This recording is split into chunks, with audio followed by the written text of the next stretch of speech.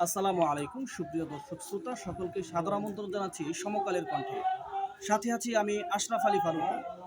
আজ সকালে ময়মনসিংহের গফরগাঁও উপজেলার পাচোয়া গ্রামে বোনের বাড়িতে জুবায়ের আহমেদ লিমন নামে 22 বছর বয়সী এক যুবক আত্মহত্যা করেছে।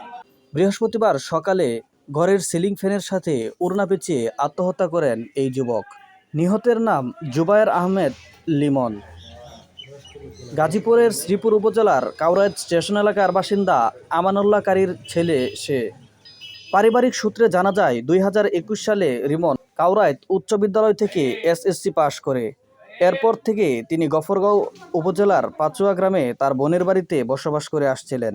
তার বোনের স্বামী প্রবাসে থাকায় পারিবারিকভাবে তিনি ওই বাড়িতে তার বোনকে সহযোগিতা করত।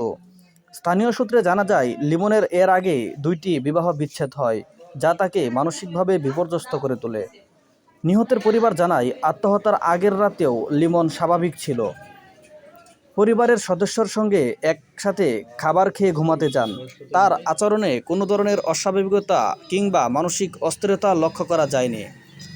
বৃহস্পতিবার সকালে লিমনের কক্ষে দরজা বন্ধ দেখে পরিবারের লোকজন ডাকাডাকি করতে থাকেন। সাড়া না পেয়ে জানালা দিয়ে উঁকি দিলে ঝুলন্ত দেহ দেখতে পান। থানা পুলিশ এসে দরজা ভেঙে তাকে উদ্ধার করে। এ বিষয়ে গফরগাঁও থানার ওসি শিবিরুল ইসলাম জানান, মরদেহ ময়নাতদন্তের জন্য ময়মনসিংহ মেডিকেল কলেজ হাসপাতাল মর্গে পাঠানো হয়েছে। এই ঘটনায় একটি ইউডি মামলার দায়েরের প্রস্তুতি চলছে।